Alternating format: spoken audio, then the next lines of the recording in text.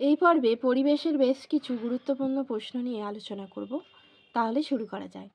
প্রথম প্রশ্ন, পশ্চিমবঙ্গে দুটি ব্যাঘ্র প্রকল্পের নাম লেখো। একটি হচ্ছে সুন্দরবন, অন্যটি হচ্ছে বক্সা। পরিবেশের সংজ্ঞা লেখো। গাছপালা, বন, বন্য প্রাণী, ক্ষুদ্রাতি ক্ষুদ্র উদ্ভিদ ও প্রাণী, বায়ু, জল, মাটি, ধাতু, খনিজ দ্রব্য, সর্বোপরি মানুষ, এদের সম্মিলিত প্রচেষ্টায় যে অবস্থার সৃষ্টি হয় তাকেই পরিবেশ বলে। জলাভূমি কাকে বলে? খাল, বিল, নদ নদী, পুকুর, ডোবা, খাড়ি, ঝিল ইত্যাদি নিয়েই গড়ে উঠেছে জলাভূমি। জলাভূমি দুই ধরনের, প্রাকৃতিক জলাভূমি এবং মানুষের তৈরি জলাভূমি। বায়োগ্যাস কাকে বলে? প্রাণী ও উদ্ভিদের বর্জ্য পদার্থ থেকে বিভিন্ন প্রক্রিয়ার মাধ্যমে যে জ্বালানি গ্যাস পাওয়া যায় তাকে বায়োগ্যাস বলে। বায়োগ্যাস হলো মিথেন ও কার্বন ডাই অক্সাইডের সংমিশ্রণ।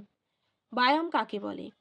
কোনো একটি নির্দিষ্ট প্রাকৃতিক বৈশিষ্ট্যসম্পন্ন বিস্তীর্ণ অঞ্চল ও তাতে বসবাসকারী নির্দিষ্ট বৈশিষ্ট্যসম্পন্ন উদ্ভিদ ও প্রাণীর সমষ্টিকে বায়োম বলে। জৈব নিয়ন্ত্রণ বলতে কী বোঝো? কোনো পেস্টকে যখন তার প্রাকৃতিক শত্রু প্রয়োগ করে নিয়ন্ত্রণ করা হয় তখন সেই প্রক্রিয়াকে জৈব নিয়ন্ত্রণ বলে। এখানে পেস্ট বলতে পোকামাকড়কে বোঝানো হয়েছে, যারা সাধারণত কৃষি জমিতে ক্ষতি করে। জল দূষণ কাকে বলে? মনুষ্য সৃষ্ট বা প্রাকৃতিক কারণে জলের প্রাকৃতিক, রাসায়নিক এবং জৈব উপাদানগুলির গুণমান নষ্ট হলে তাকে জল দূষণ বলে। শব্দ দূষণ কাকে বলে? মাত্রা অতিরিক্ত প্রাবল্যযুক্ত শব্দ যা মানুষের শারীরবৃত্তীয় বিভিন্ন ক্রিয়াকলাপকে প্রভাবিত করে এবং বিরূপ প্রতিক্রিয়ার সৃষ্টি করে তাকে শব্দ দূষণ বলে। বায়ু দূষণ কাকে বলে? বায়ুতে ক্ষতিকর ভাসমান কণা এবং নানা ক্ষতিকারক গ্যাসের ক্রমবর্ধমান অনুপ্রবেশকেই বায়ু দূষণ বলে। মৃত্তিকা দূষণ বলতে কী বোঝো?